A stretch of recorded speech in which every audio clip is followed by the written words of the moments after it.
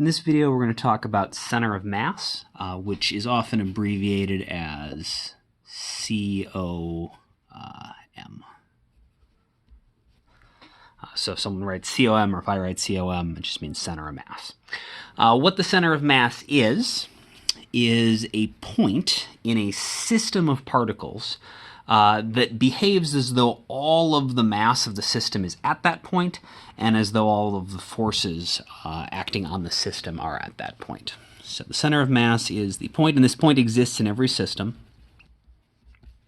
It's the point in a system of particles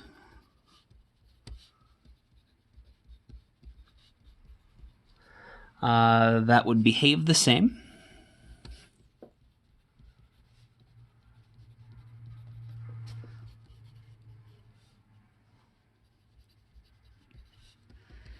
if all of the system's mass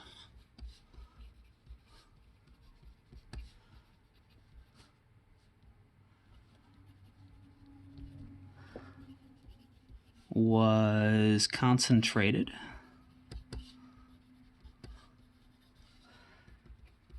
into a single object at that point.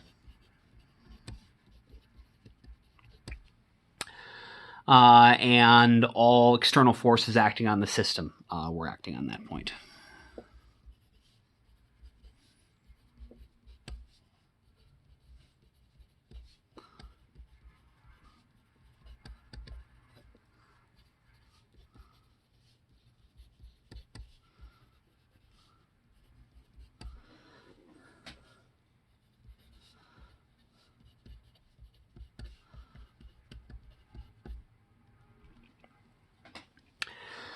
Center of mass allows us to simplify what would otherwise be extraordinarily complicated systems and figure out how they behave by figuring out where this point is, that we can treat our entire system as just being a single object. And then all of the mass of the system gets concentrated at that single point. We can figure out how it's going to behave by just applying our forces to it and setting up free body diagrams using Newton's second law and stuff like that. And so one simple example we've already seen for center of mass is that if we have a system of objects sitting on top of a balance, so like a seesaw or a teeter-totter, we know that if a single object is placed in the center of that balance, on the fulcrum, then that one object will balance. And so the center of mass of the system is the point on the system, where if we have that point on the system over our fulcrum, the system will balance as well. And we figured out through our lab activities that the center of mass of the system, the point on the system that will allow it to balance on that fulcrum, if you just have two identical objects, the center of mass is the point that causes that balance to happen, which is got to be our center of mass, the way we're defining it, is exactly halfway in the middle. And that would apply no matter how many objects you have. If everything is mirrored from left to right, then the place where it balances, the center of mass, has to be right in the center. And so that means we can define one simple thing about the center of mass for objects in general. The center of mass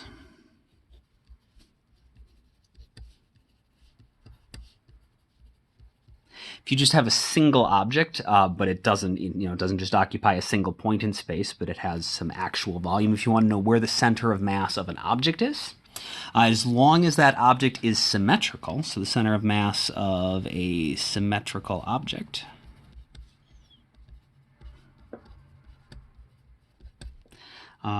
is located at the geometric center.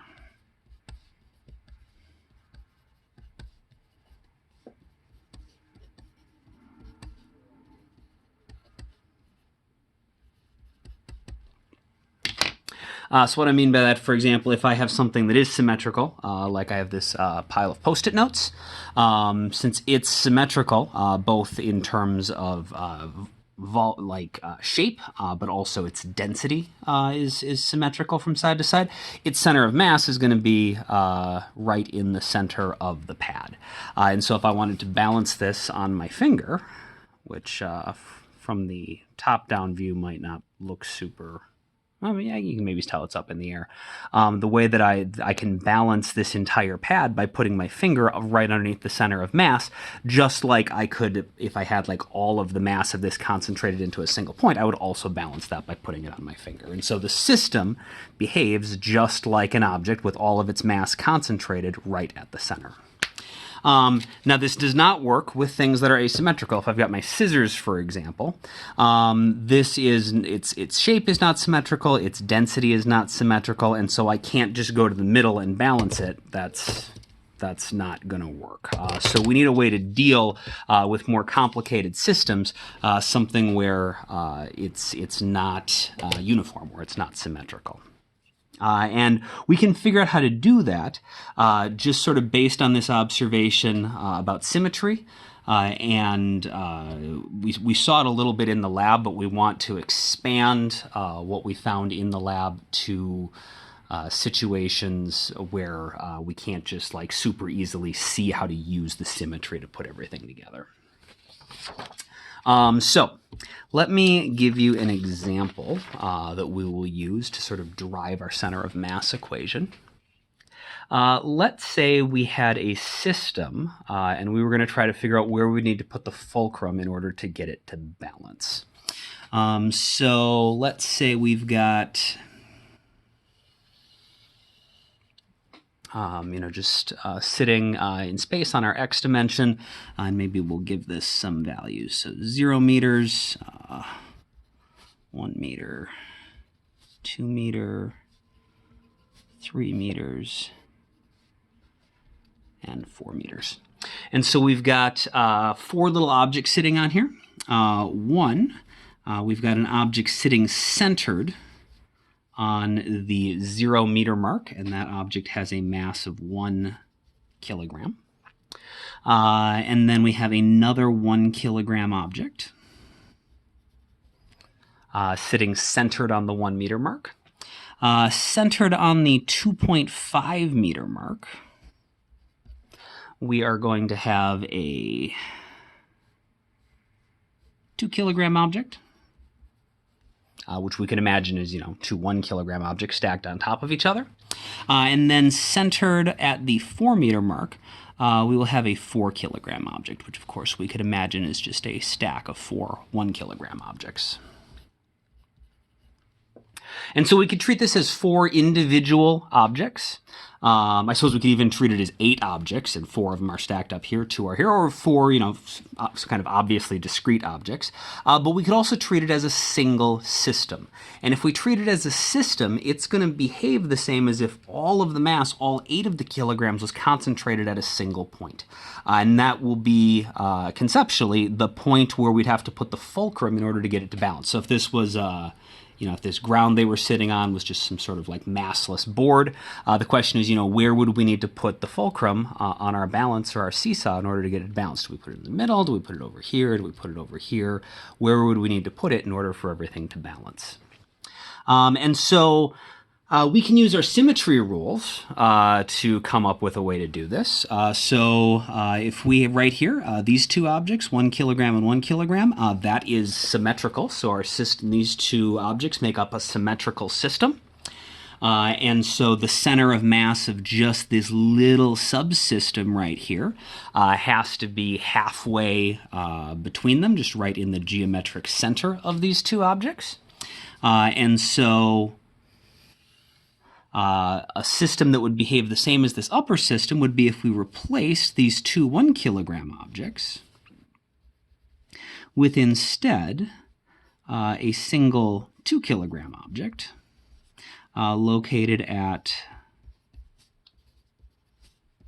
the half meter mark. So, and then we would still, if we wanted to behave the same as the above system, still need to have the other parts.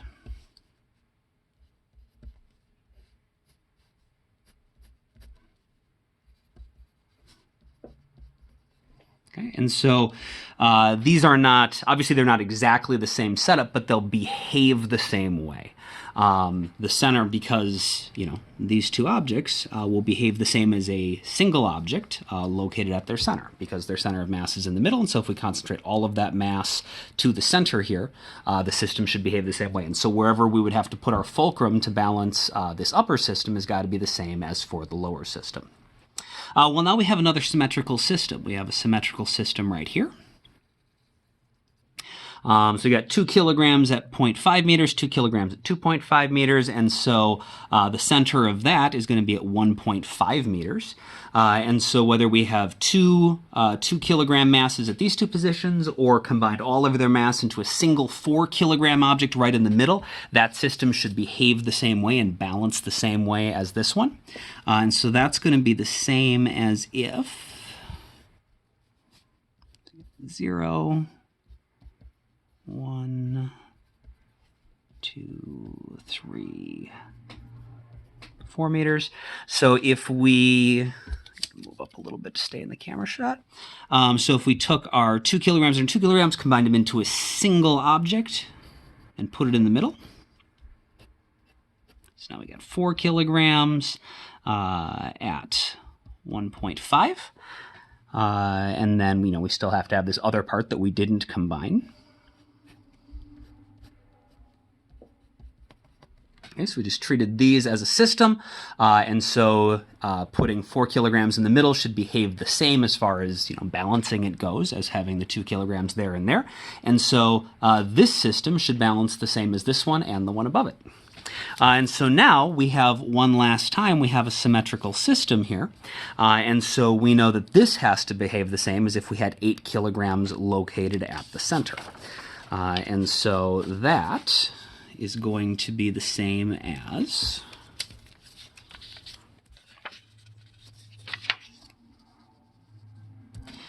if we had 0, 1, 2, 3, 4 meters. But we're going to take all 8 kilograms, stack them up, and put them at the halfway point between 1.5 and 4. So 1.5 plus 4 is 5.5, divided by 2 is 2.75. So if we were at the 2.75 meter mark and stacked up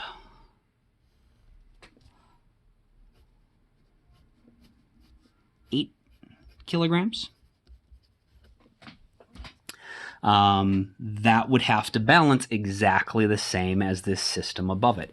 And now it's really obvious where the balance point is. It's at 2.75 meters. That's where we'd have to put our fulcrum in order to get this to balance, and so that is the center of mass of just, this pile of masses, which means that is the center of mass of this system is at 2.75. And since that's got to behave the same as this one, the center of mass of this is at 2.75, and the center of mass of this one is at 2.75. So what if we can't combine them nicely into little symmetrical combinations like we did? Or what if we just want a faster way? What if there's a bunch of objects? Let's think about what we did there. So mathematically, how we found this 2.75 is that we took the 0 meters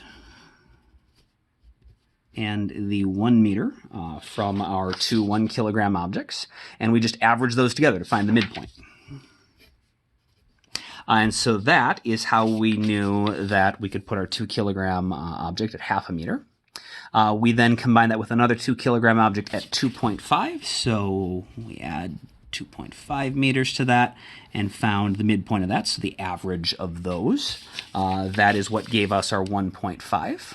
And then we average that together with 4 meters to find the midpoint between 1.5 and 4.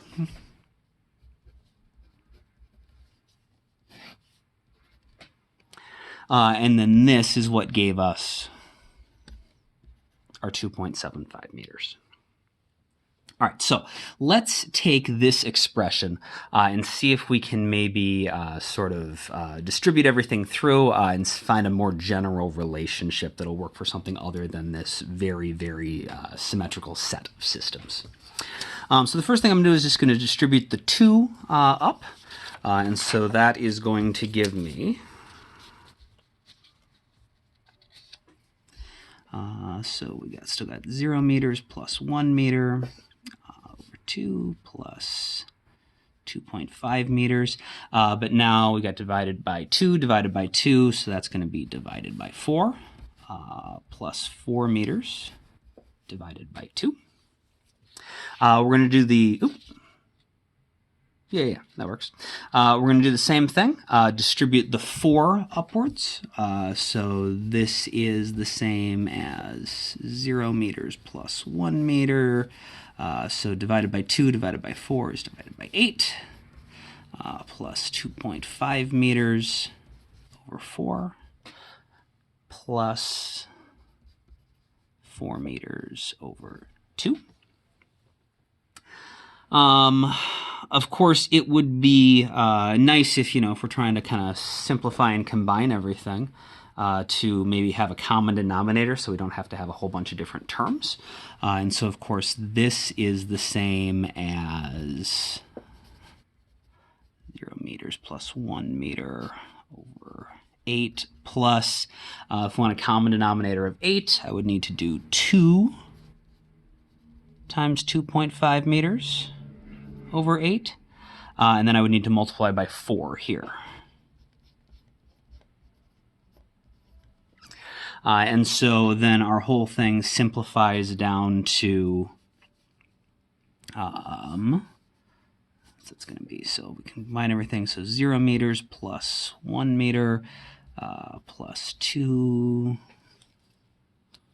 times, I guess I can move the parentheses over, that doesn't really matter, 2.5 meters plus 4 times 4 meters, and then that whole thing is divided by 8. The one thing you'll notice about the terms on the top here is that these all have a coefficient times their number. The second 2 terms have a coefficient times the number of meters, and the first 2 don't. Or at least not the way we've written it, but of course we could just multiply them by 1, and that wouldn't change the equation. And so let's write that out.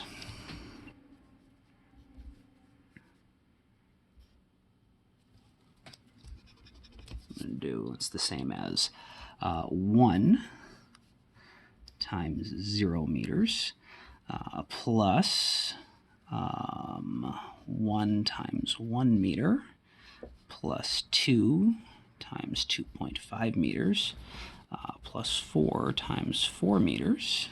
That whole thing is divided by 8. And that's what gives us our 2.75 meters. Okay. So let's take a look at what this equation really is, what's going on here. So this, we know, is the center of mass. And on the top, each one of the upper terms, these are the positions that each of our masses were at, and you'll notice the number that we wound up multiplying each one of those positions by corresponds to the mass that was located at that position. So we had a 1 kilogram object at 0, we had a 1 kilogram object at 1 meter, we had a 2 kilogram object at 2.5 meters, and a 4 kilogram object at 4 meters. So on the top, we have the masses times the position of the center of the object, the position of the center of the object with that mass. And then on the bottom, the 8, well, the thing that's 8 about the system is the entire mass of the system is 8. We have a total of 8 kilograms.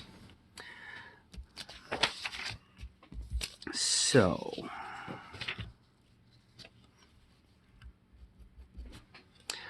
the terms in the numerator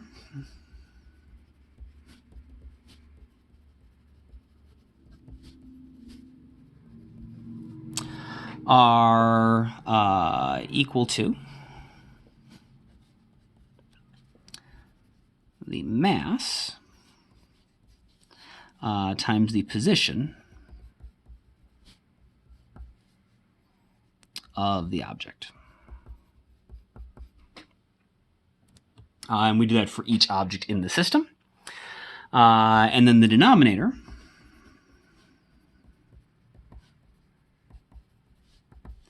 is just the total mass of all the objects in the system.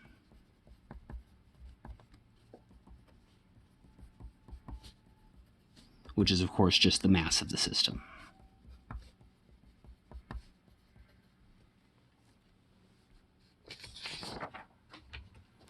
And that gives us the center of mass. And so we can do this in the x direction, the y direction, the z direction. Here, this system, we're looking at what its center of mass is side to side in the x direction. So where along the x-axis would I have to put something to balance it? They're different heights. That's not necessarily going to be where the center of mass is. Vertically, we'd have to do a different calculation to figure out where the center of mass is. But side to side, the center of mass is at the 2.75 meter mark. So that means we can sort of rewrite this equation, knowing that this is what all those terms mean, as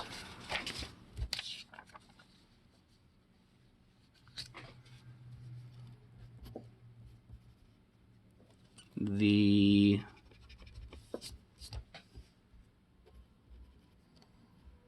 center of mass in the x direction is equal to the mass of the first object times the x position of the first object plus the mass of the second object times the x position of the second object plus the mass of the third object times the x position of the third object, and then we do the fourth object. And then although we didn't have a fifth object, you could imagine, you can do this for as many objects as you have. You can just keep going on, and the pattern's going to continue. There's nothing particularly special about 4. If we did this, with more objects, we would get the exact same relationship. And we said the denominator was just the total mass of everything. So that's going to be the mass of object 1 plus the mass of object 2 plus the mass of object 3 plus the mass of object 4 plus, if there's a 5th, 6th, 7th, 8th object, you just keep adding everything together. And so really what we have here is a series. And so the easiest way, the best way to express the center of mass of a system of, any number of particles is going to be as a series. And so that is how we actually get to the way it's written in the book. The center of mass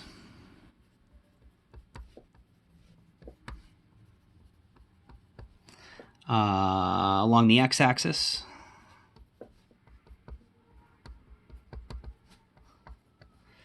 for a system of n particles.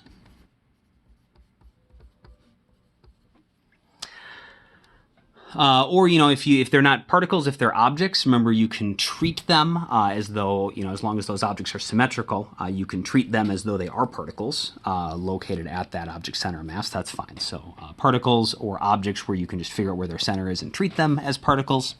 Along the x-axis for a system of n particles is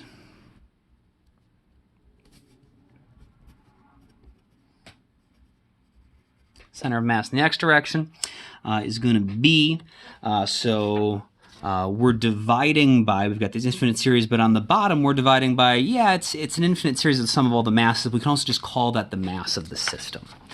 And so we're going to use capital M for the mass of the entire system and lowercase m's for the mass of individual parts of the system. And then the numerator is the sum of the mass of each component of the system times the position of that part. Center mass for system of n particles, sure, okay, is going to be the sum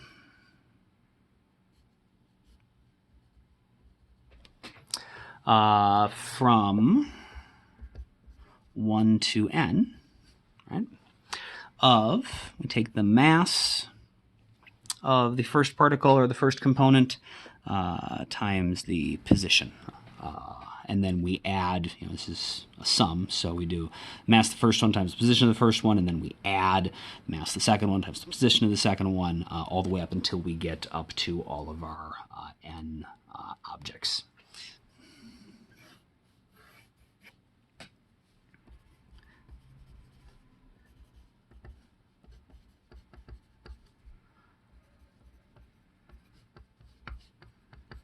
So in this equation, capital M is the total mass of the system.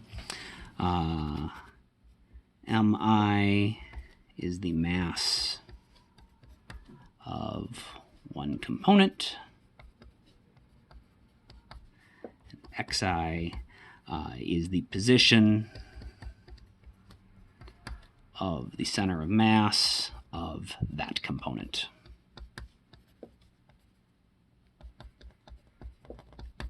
So if it's a particle, which a particle is just like an object that exists at a single point, you would just use its position.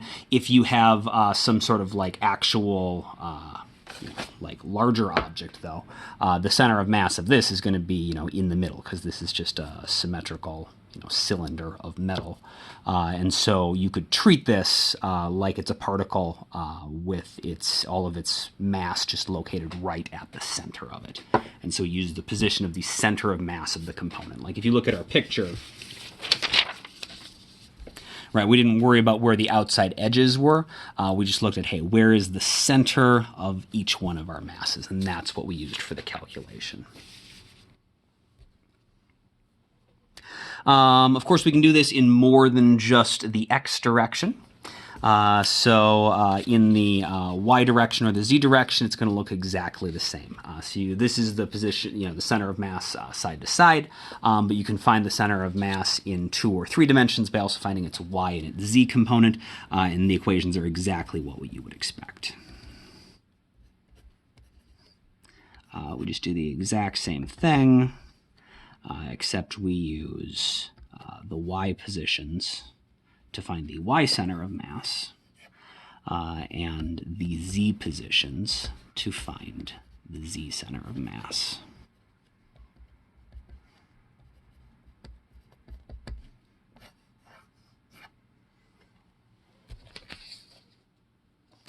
You could also potentially deal with these as vectors. So if instead of wanting to figure out what's going along the x, y, or z direction, if you wanted to, if you found all 3 of these, you'd have a coordinate, right, where you would have the coordinate in 3-dimensional space of the exact single point that is the center of mass of that object. If you had the positions of the particles or the positions of the centers of your objects that are making up your system as vectors, you can actually do this all in one go using our unit vector notation, our I hat, j hat, k hat stuff.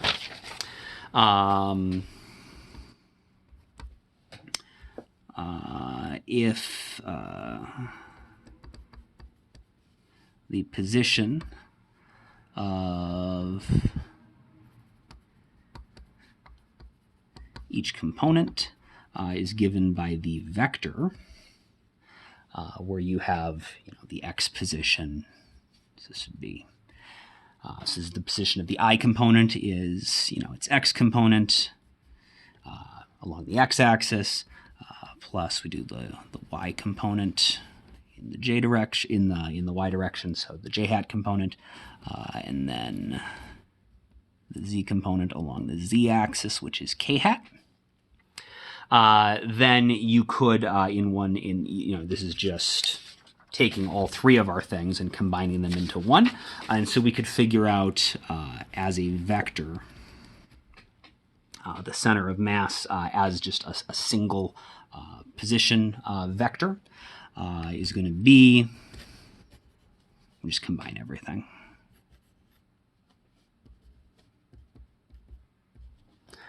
It's going to be just the sum of, again, it's always the mass, but now we would do the position vector for each component. And if you sum all of those up and then divide it by the mass, that will give you the center of mass of your system. It is up to you if you are given a series of objects. If you want to come up with the position for each one of the objects in three-dimensional space and find their center of mass this way using the components, or if you just want to treat it as three discrete problems, figure out what's going on in the x, y, and z direction based on the x, y, and z position of each one of the objects, it's fine. It actually winds up being the same amount of work because, here it's three separate calculations, but here you have to, when you do this one calculation, it has three parts. And so they're mathematically equivalent. They're just different ways of describing the same process. That said, for us, for the most part, we are only going to be using one-dimensional systems, probably 80 to 90% of the time, and so we're just going to use this equation. We might occasionally introduce a little complexity and have, deal with the y direction as well, so talk about where is the center of mass, both horizontally and vertically. And then in the rarest cases will we actually get to the third dimension. But this is how you would, in theory, deal with it in 3 dimensions.